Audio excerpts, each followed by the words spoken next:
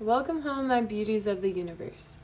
My name is the Empress of Love, also known as Tay, and today I'm bringing forward a reading all about what your inner child needs from you and how you can help to tend to your inner child and heal your inner child. So I'll be channeling this message from God, and I have 3 different collective energies to choose from. So over here on the left we have pile 1, with this beautiful leaf and beautiful cards. In the center we have pile 2, also beautiful, and on the right we have pile 3. So just take a moment, you can pause the video if you want, to try to figure out which pile you feel drawn to the most. And once you've chosen your pile, you can go ahead and scroll down to my description box where I will place all of the timestamps for the piles, and you can just click on the timestamp and it'll take you directly to your part of the reading. Alright, I'll see you in your pile. Hi pile 1, if you chose this beautiful leaf plant. So beautiful, look at that shimmer. Wow.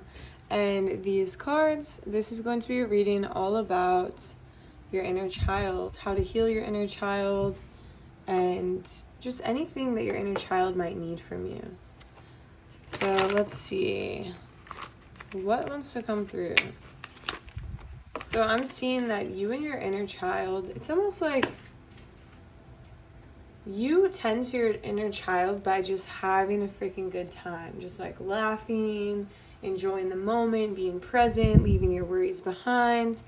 And it really feels like this is actually the true essence of who you are. You are someone who's lighthearted.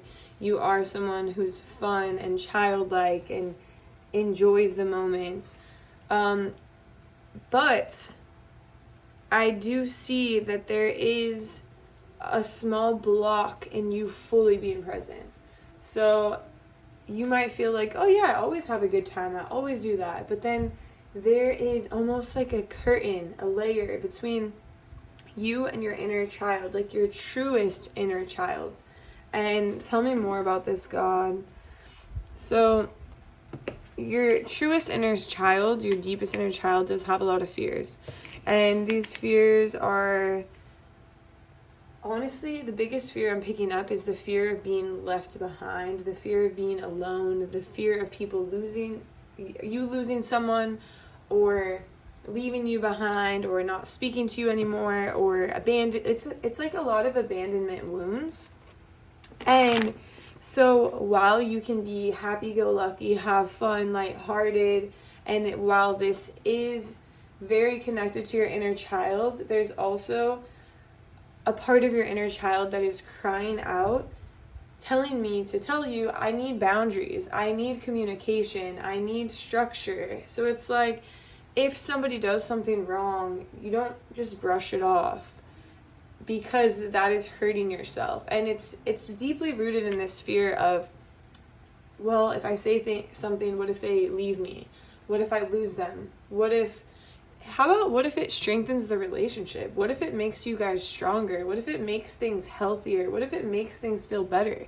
There's another side of the coin that your inner child is really asking you to connect to, because your inner child needs the true love, needs the true communication, needs to feel secure. And we don't feel secure when we're holding things back about how we're truly feeling.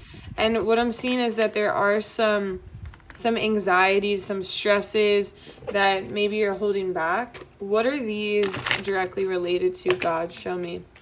A lot of judgments, like, what will they think if I do this? What will happen if I do that? Or maybe judging yourself for, I'm too sensitive, or it's not that big of a deal, just let it go. And the truth is if it's your thought, if it's your feeling, it's important. It is a big deal. And your inner child is really asking you to not put yourself to the side. Instead, to put yourself first, to be hopeful about the future, to focus on the positive. What in childhood is affecting this? So I am seeing this tendency, and maybe this is from your parents. It could be from a parent, grandparent, somebody who raised you even. So I'm seeing this tendency to want to just kind of people please. People please, even if there's some, and it feels like people pleasing because of somebody watching. It's almost like, hey, it could be a parent that's like, no, you don't talk that way. You don't act that way. You act this way. And it's almost like this feeling that somebody's watching, somebody's going to judge you, someone's going to get mad at you, you're going to get in trouble.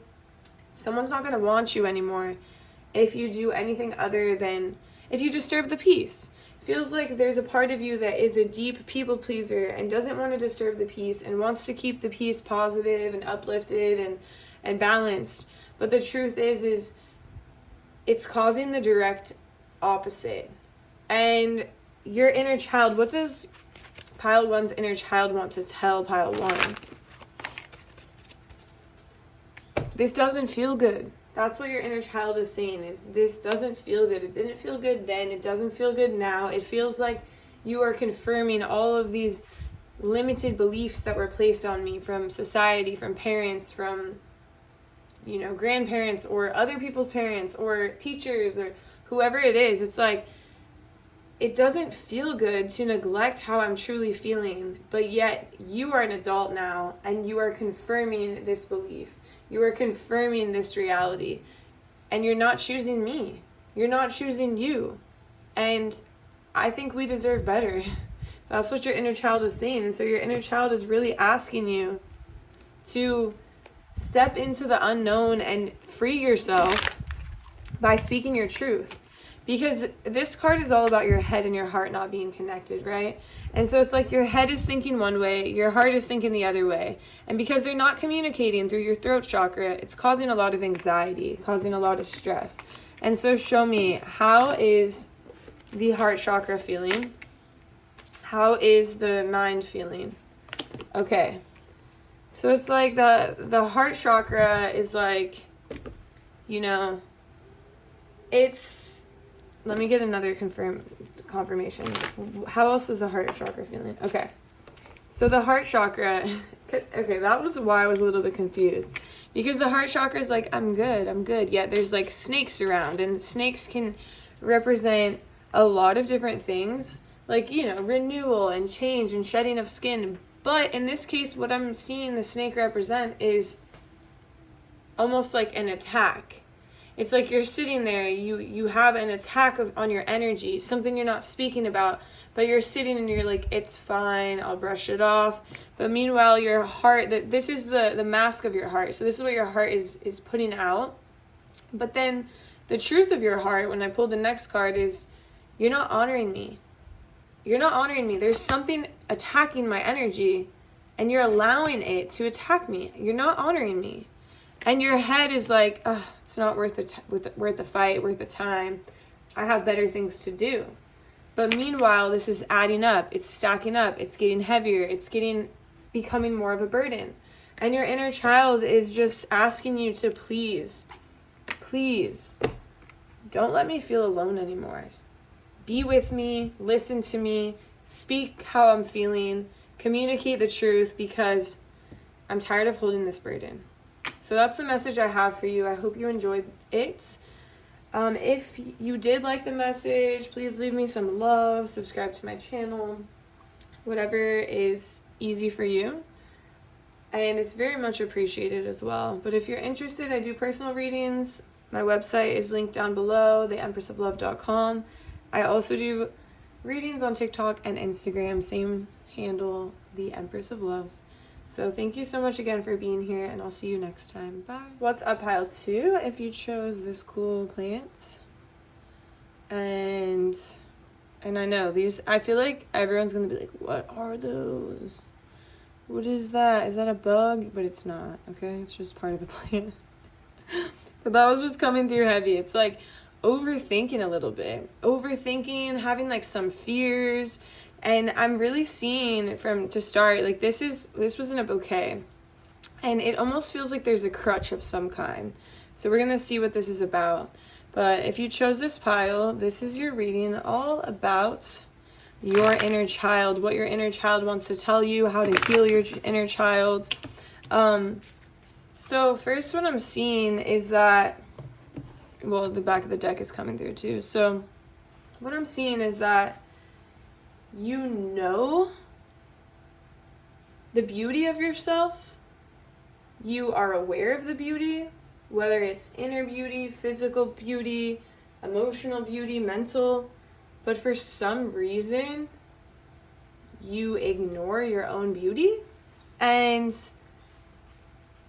or you use it. So there's two ways it can go here. Either you ignore your own beauty even though you know it's there, or you use your own beauty as a crutch of some sort. And I'm going to see, what are you talking about, God? Tell me more about this. Okay, so it feels like for some of you, you're ignoring your beauty and not allowing yourself to be part of the communities that you're meant to be in. And for others of you, you're using your beauty as a crutch to put yourself in the communities that you're not necessarily meant to be in.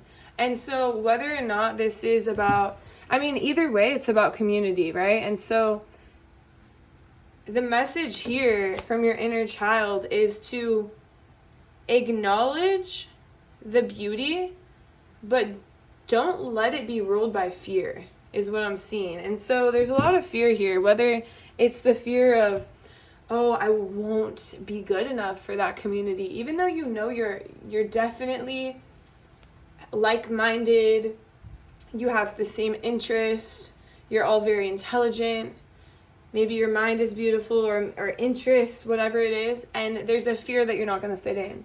And then on the other side, there's this fear that you won't have community, so you put yourself in a place where, yeah, people like you maybe because of your physical beauty. Maybe it's more of like oh, this person's pretty, like what can I have from them? Oh, I can have the experience of, hanging out, being around someone so physically beautiful. And so it's interesting. This is like a very interesting pile, because your inner child wants you to acknowledge who you are, who you truly are. Yes, you could be very physically beautiful, but you're also very emotionally beautiful. Your soul is beautiful. Your energy is beautiful. And there's a part of you that you're kind of neglecting out of fear. And so tell me more about this, God. Tell me more about this. It feels like there's a judgment of not being able to kind of like bring your own seat to the table. There's a lack of confidence here coming, and it's coming from your inner child. It's not necessarily you now, it's you as a child. And what is this lack of confidence from? Like, where is this stemming from? It's stemming from a time, or maybe multiple times, where you didn't achieve what you wanted to achieve. And maybe it wasn't even what you truly wanted. It was more so what society wanted, what your parents wanted, what friends wanted. And this could be in the form of literally you not receiving an award, not getting the job, not making the team, not making as much money. Or it could be literally anything. Oh, you can't eat these foods. You don't eat those foods. You don't work out enough. Or like you didn't hit the max reps or the max weight, or you are not fast enough, or you didn't make the cut. It's something about you not making the cut. And so now you're dimming your own light. And you're either just not, like, you're already cutting yourself, you're not even allowing yourself a chance at making the cut, or B, you're dimming your light and cutting yourself short, and you're putting yourself in a place that also doesn't make the cut, but it's just not where you belong. And it just feels like you're really, really dimming your own light, and it's this inner child. And so what does the inner child need from pile 2? What does the inner child need from pile 2? Okay. So I'm going to actually move these because these cards are so beautiful, and I just feel like it's important for you guys to truly see these two just next to each other. So we have the Wheel of Fortune, and we have the 8 of Swords maybe. So what's coming through here is that you need to trust the process, and you need to have a more positive outlook that things are moving in your favor, because you're not going to end up where you're not meant to be unless you put yourself where you're not meant to be. And so if you trust yourself, you trust in God, you trust in the divine, you trust that you will end up exactly where you're meant to be if you listen to yourself. There's a part of you that is ignoring yourself because you're like, okay, well, at least here is safe, so I'll stay here. This is where I'm meant to be. But you're not allowing yourself the beauty of the relationships you're actually meant to have. You're not allowing yourself the beauty of the connections that you're meant to have. And it just feels like you're selling yourself short. And so they're saying, trust the process. Yeah, you're going to have some no's once in a while, whether this is a job of a community, whether this is a spiritual community, whether this is a school. It's like, yeah, life, we fail in life. But what do we do after we fail? We get back up and we see, okay, the timing wasn't right, the place wasn't right, the money wasn't right, the people weren't right. There's something that wasn't right, and that's why it didn't work out. And so the universe is guiding you to trust that you know the way, trust that you will find the right place, but don't stop when it's not right.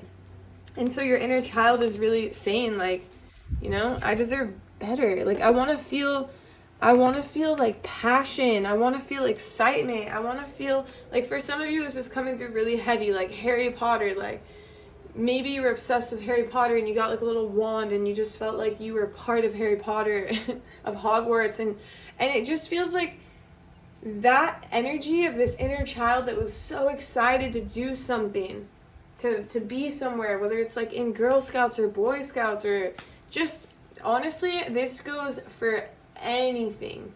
Yes, there were failures. Yes, there were cuts. Yes, you didn't get into certain things or get certain awards or make the certain shot. But it doesn't mean you can't trust yourself to make it next time, to find another way. And it doesn't have to be the same group or the same job or the same community. Or maybe it is. And maybe the timing wasn't right. There's a part of you that really needs to trust yourself. So, like, how can pile 2 trust themselves? How can pile 2 trust themselves? I'm going to pull 2 cards for this one. Okay. They're saying water your own garden and look out for yourself. So you might not be watering your own garden right now. I'm seeing that a lot of you are watering other people's gardens because you're trying to maintain the status quo and like be where you're meant to be. You're not going to be just watering people's gardens. You're going to be pouring into yourself, and they're going to be pouring into themselves, and bam, it's going to feel in alignment. It's going to feel good. It's going to feel safe. It's going to feel balanced. But it feels like right now you're watering everyone else's garden. Your garden's pretty dry, and you're trying to maintain the status quo and just be here to feel safe, but it's a false sense of safety. It's a false sense of security. And next up, the universe is saying, look out for yourself. Look out for yourself. And in what form is this pile not looking out for themselves? God, please show me. Ignoring your intuition.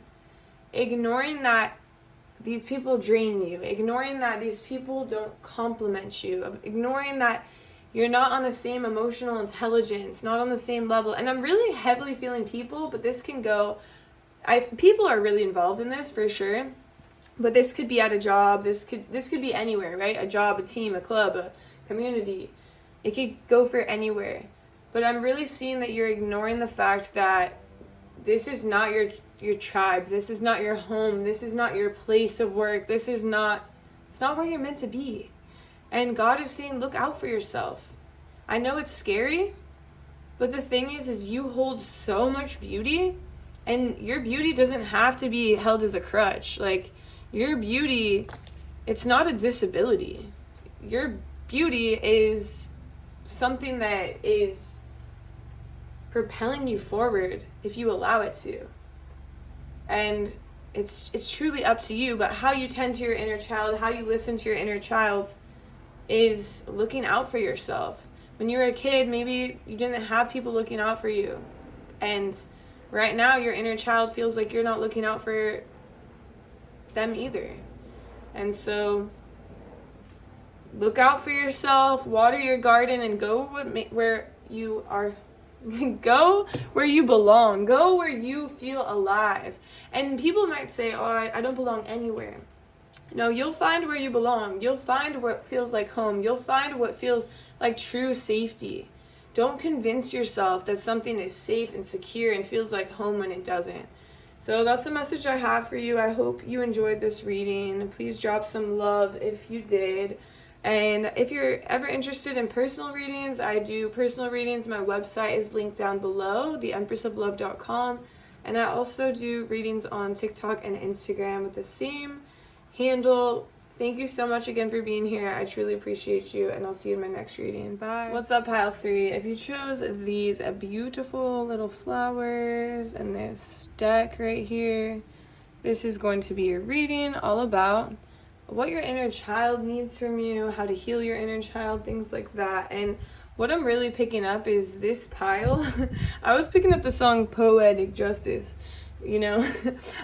So Poetic Justice, I don't even remember who it's by, but I just feel like this pile is so poetic and so about aesthetic and about romanticizing life. Like, what fragrance are you going to put on your body? Like, what candle are you going to light? What lotion are you going to use? Like, just like the feeling, a lot of feelings. Feeling into things, considering things. It's like setting the mood, setting the aesthetic, decorating, having cute flowers. Like, just poetic, romantic. And so that's what I'm picking up right now. So show me what does pile 3 need to know about their inner child? What does their inner child want to tell them? Your inner child is saying, and it's so funny because I'm not even using tarot cards. I'm just using animal spirit cards. And it's just different from every pile. And your pile is saying, your inner child is saying that slow down so you could experience the beauty. It's like when you were a kid, you would just walk around and you would see the beauty of the trees, the leaves, like the beauty of like people's matching outfits on the playground or whatever it is. It's like you notice the small details. You smell and see and taste and hear all of the small details, all of the aesthetics, and it's very pleasurable for you. And at this point in your life, it's like everything is moving so fast. You're always running forward like a damn cheetah, and you're not getting to stop and smell the flowers and experience the beauty. Look at the aura of this honeybird, and maybe like eat some honey. I don't know why that's coming up for some of you. It's like experiencing like new taste once a day, and maybe it's not honey, but I'm definitely seeing like something sweet that is good for you, that feels good, and you could just be in the moment of romanticizing your life a little bit more. So what else does the inner child want to talk about here? I feel like your reading is going to be very sweet and short. So anything else here, God? Okay. So we have the cosmic egg and we have the octopus. So your inner child is saying, you know, your mind is so beautiful because of the fact that you notice so many things. You're very detail oriented. You notice the small things, and it's like people don't think of these small things, and the small things could make the difference of a customer ordering again when they see, oh my gosh, this person hand wrote the card, or you know, oh, they included this like tiny little sticker and it's so cute and I just love it, the aesthetic, or oh wow, this headband just like creates the outfit, or this scent just brings me back to this memory. It's like you think of like the smallest details, and it's interesting because your inner child is saying that you're harboring them. Like it's like they're in your mind, but you're not acting on them. And your inner child is like, that was the best part of my life. That was the best part of my day. That was literally what made my life beautiful. And now you're forgetting about this part of me. You're forgetting that I love tending to my taste, smell, hearing, like everything. It's like you set the mood, you set the aesthetic, you set the vibes, you bring the vibes, you are the vibe. And your inner child is like, let's romanticize life again. And that's literally the message that I have for you. Your inner child wants you to a romanticized life, wants you to increase your perception back to all the small synchronicities, all of the small little things that you put together to create magic. And that's what your inner child wants from you. That's what your inner child needs from you. And anything else, God, all I'm hearing is, and that's the straw that broke the camel's back. It's like you are one, it's like almost like you're getting further and further away from who you are, who you were, who you are for some reason. And okay, God, show me, what are you talking about?